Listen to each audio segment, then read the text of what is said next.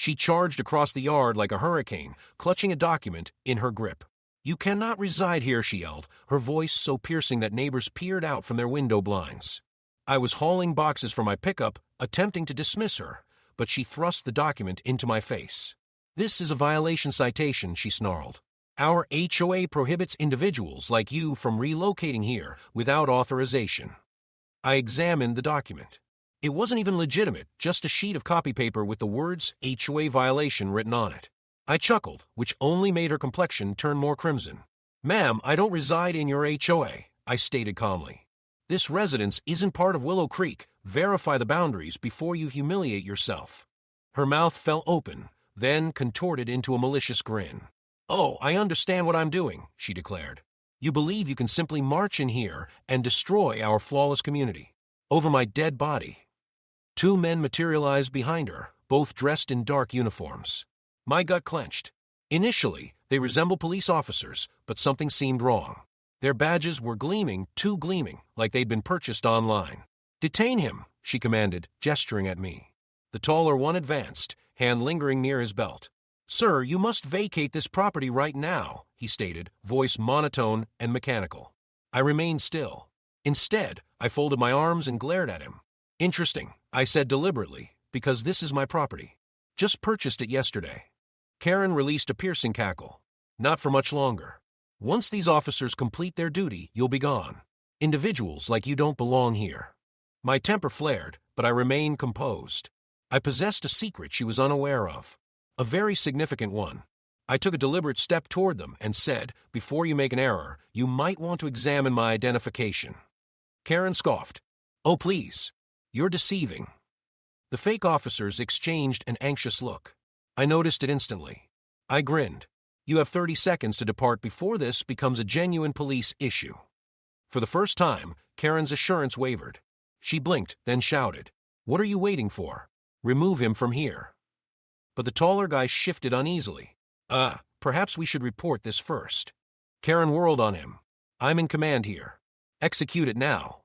I retrieved my phone, thumb positioned over a number that would alter everything. "Your decision," I said, my voice low and threatening. Her smug smile froze.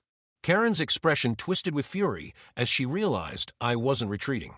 She stamped her foot like a petulant child. "Fine, you want to play games?" "You'll be sorry," she shrieked, then turned to her supposed officers. "Detain him now, or you're both terminated," she barked. The shorter man's eyes expanded. "Terminated? Genuine cops don't get terminated by some random neighbor." My suspicion was validated. They weren't officers at all. I tilted my head, smirking. "Terminated, huh? Fascinating word choice." Karen froze, recognizing her mistake, but was too late. I lifted my phone and dialed number. The call connected immediately. "Sheriff's office," a firm voice responded. "Hey, Mike," I said casually, keeping my gaze fixed on the fake cops. "Got a situation at Willow Creek. A couple of guys impersonating officers. Think you and your crew can come by." There was a pause, then a sharp reply. "We're en route." Karen's face went ashen. "What? Wait, what are you doing? This is unwarranted." "They're just here to maintain order," she stuttered. I chuckled darkly. "Oh, they'll maintain order, all right. From inside a jail cell." The taller fake cop's hands shook slightly. "Ma'am, maybe we should leave," he mumbled under his breath, but Karen snapped. "No, you remain right here. He's bluffing." I took a step closer, my voice calm but razor sharp. "Bluffing? You really believe I'd purchase a house without knowing exactly who my neighbors are?" I leaned in slightly. "And you really believe you can threaten me when my wife trains SWAT units for a living?" The shorter fake cop's eyes nearly bulged out of his head. "SWAT?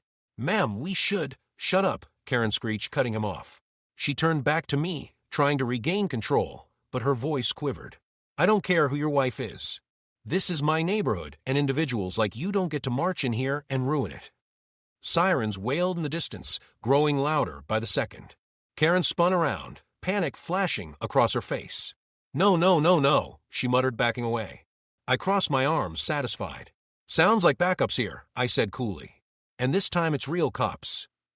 The fake officers looked like they were about to flee, but Karen screamed, "Don't you dare run." They didn't listen. As soon as the first sheriff's cruiser turned the corner, they took off sprinting down the street, leaving Karen standing alone, trembling with rage and fear. When? The sheriff's car stopped in front of my house, the door flew open, and Sheriff Mike himself stepped out, glaring at Karen. Well, well, he said, his tone cold and dangerous. Care to explain why we got a call about you bringing fake cops to intimidate your new neighbor? Karen stammered, her face beet red. That's not true. He's lying. This is all just a misunderstanding. Mike raised an eyebrow. Funny thing, Karen. You've cried wolf one too many times. This time, we brought the body cameras. I couldn't help but grin. This was about to get very interesting. Karen's mouth opened and closed like a fish gasping for air. Body cameras, she stuttered, her hands trembling. You can't record me without my consent. Sheriff Mike smirked, shaking his head slowly. That's where you're mistaken, Karen. Public property, active investigation. You don't get a say. He turned his body slightly so his chest camera faced her directly. Now, why don't you tell me why those two clowns you brought here ran, like guilty men the moment we showed up? Karen's voice cracked. They misunderstood my instructions. I didn't know they weren't real officers. I stepped forward, unable to hold back my laugh. Oh, really? Because I clearly heard you threaten to fire them if they didn't arrest me. Sounds like an employer talking to her employees, not a neighbor asking for help.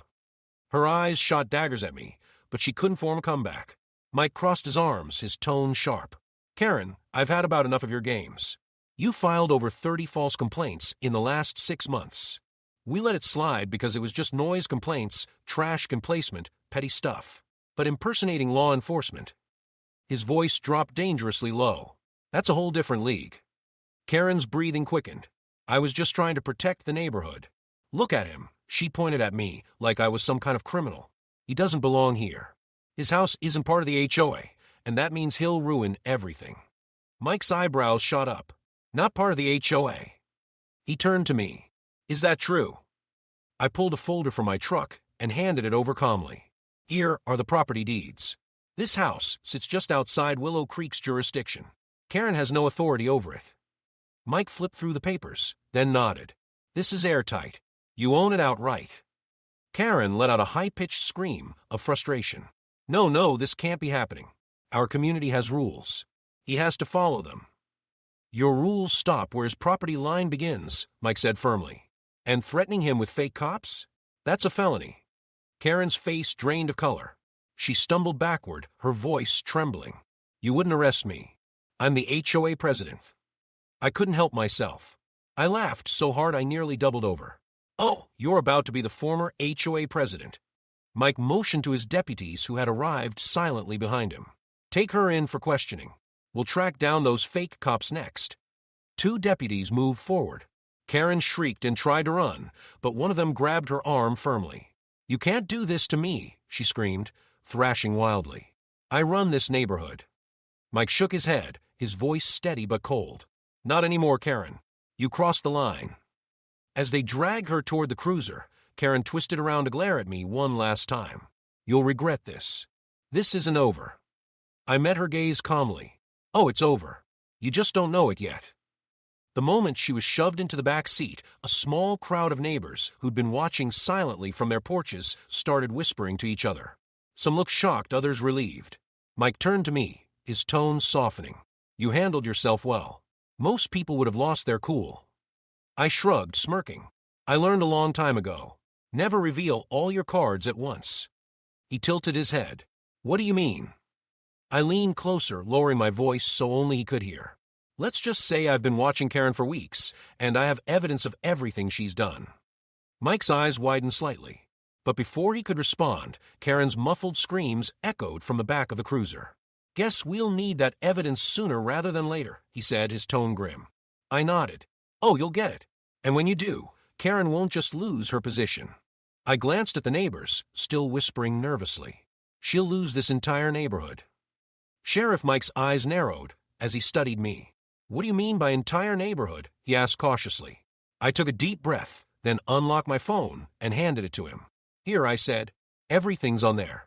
Security footage, recordings, documents, even the contracts she forged. Mike scrolled through the files, his jaw tightening. Good Lord, she's been pocketing HOA funds for years.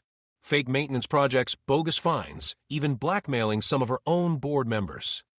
The murmurs from the crowd grew louder as more neighbors crept closer, trying to listen in. She wasn't protecting this neighborhood, I said, raising my voice so everyone could hear. She was stealing from it. And when anyone got too close to the truth, she used fake cops to scare them silent. Gasps erupted from the crowd. One older man shouted, "She fined me $500 for having my flagpole too tall." Another woman burst into tears. She made us repaint our house 3 times and said it wasn't the right shade of white. We thought she was just strict, but she was scamming us. Mike turned to his deputies. "Get this information to the DA immediately and freeze all HOA accounts connected to Karen." Karen, still locked in the cruiser, began thrashing wildly. "No, don't listen to him. He's lying," she screamed, her voice cracking. I stepped closer to the car, my voice calm, but cutting. "You tried to destroy me the moment I moved in. But what you didn't know, Karen, is that I'm not just some random guy with a house." Her furious eyes locked on mine. "Then who are you?" she spat. I leaned down so only she and Mike could hear. "I'm a federal investigator. Buying this house was part of a sting operation." Karen's face went completely white. She opened her mouth, but no sound came out. I straightened up and addressed the crowd. "This neighborhood is free now. No more fake fines. No more intimidation.